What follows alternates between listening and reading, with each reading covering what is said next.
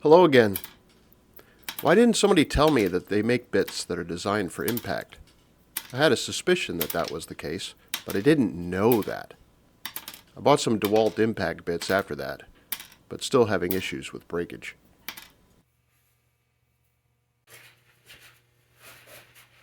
Today I need to create the rails that will connect the legs of the bench.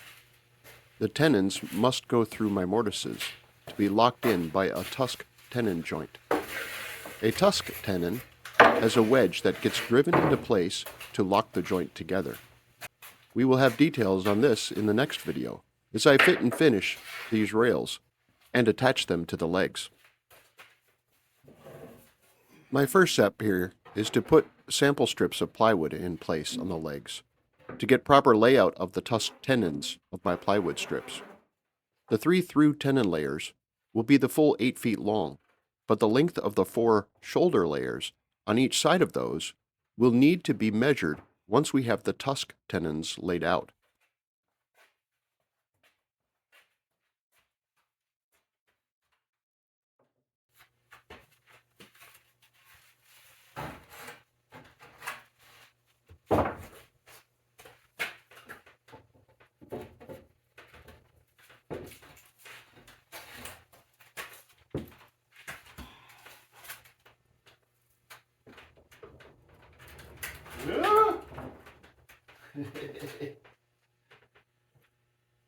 Part of woodworking is working through difficulties when parts won't cooperate.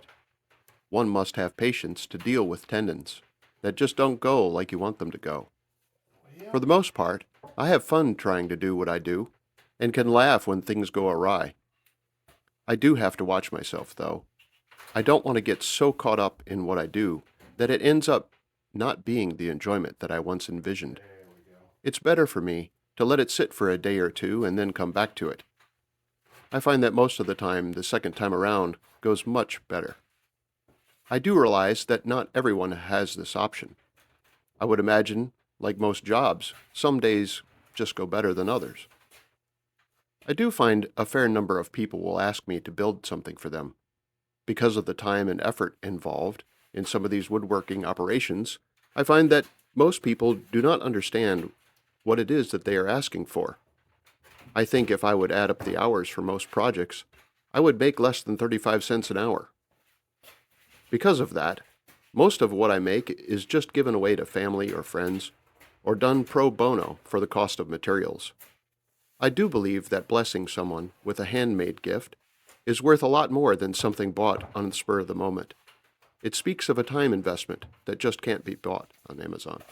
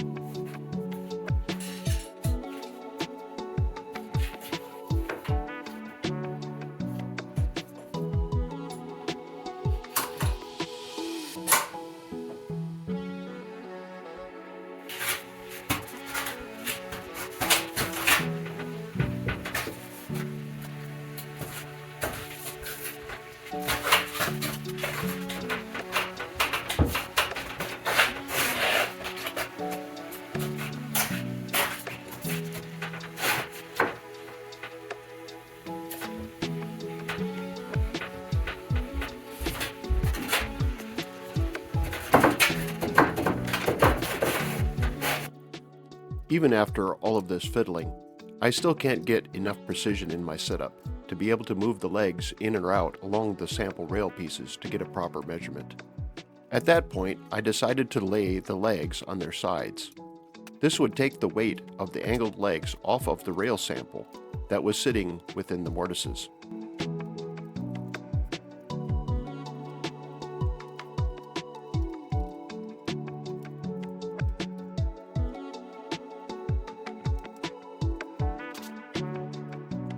Success at last. 6 inches is what I determined to be the proper overhang at the top of my tenon that came through my mortise. The tusk and the stop will both need to fit in that 6-inch space.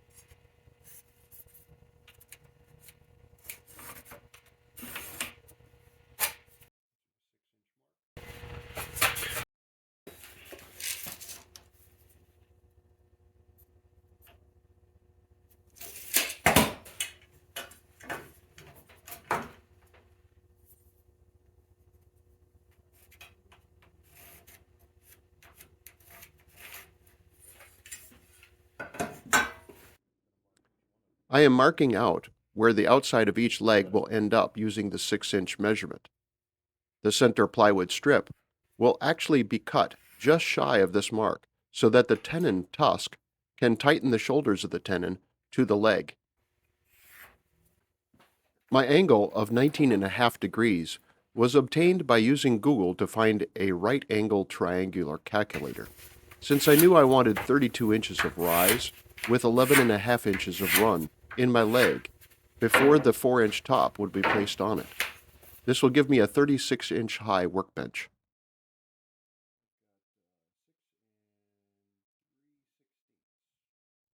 An additional measurement of 12 3/8 inches will be made on both ends to create the inside leg marking lines.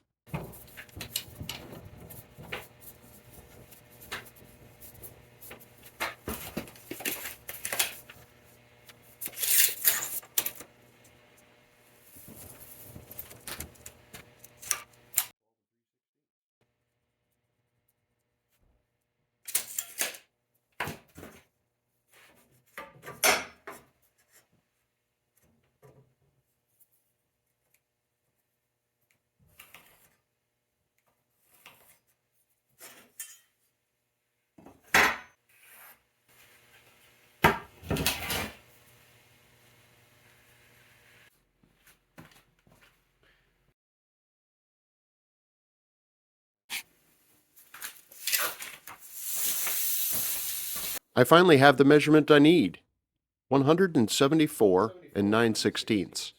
This is the long point to long point measurement that is needed between the shoulders of the tenons. I'm using one of the offcuts from the legs in order to provide myself with an accurate angle of 19.5 degrees.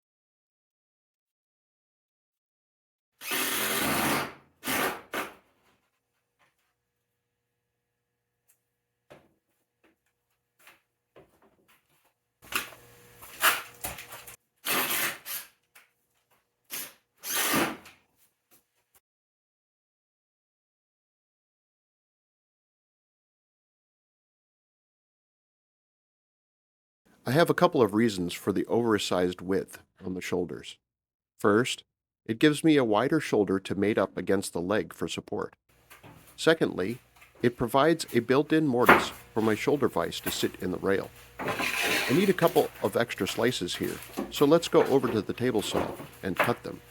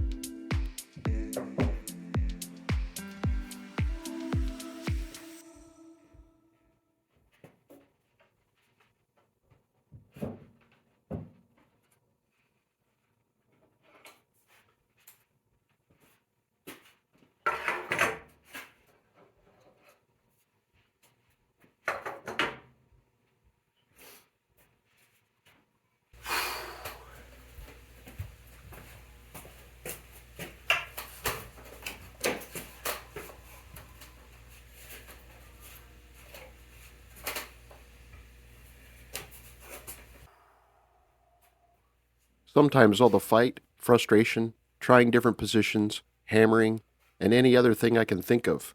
Pieces still will not fit. These layers came from the same sheet of plywood. How can't they be the exact right size? Oh, that's right, these came from Lowe's. In actuality, there are just slight differences in the height of the rail slices, and I need to take the time and fit each one, just like I would for any mortise and tenon.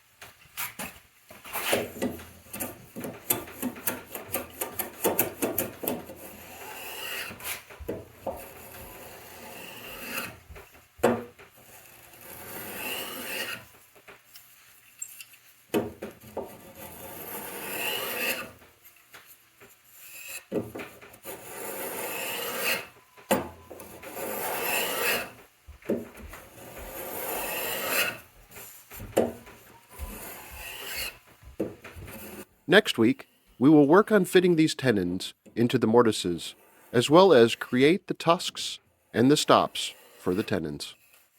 Thanks for watching. I hope you have a great day.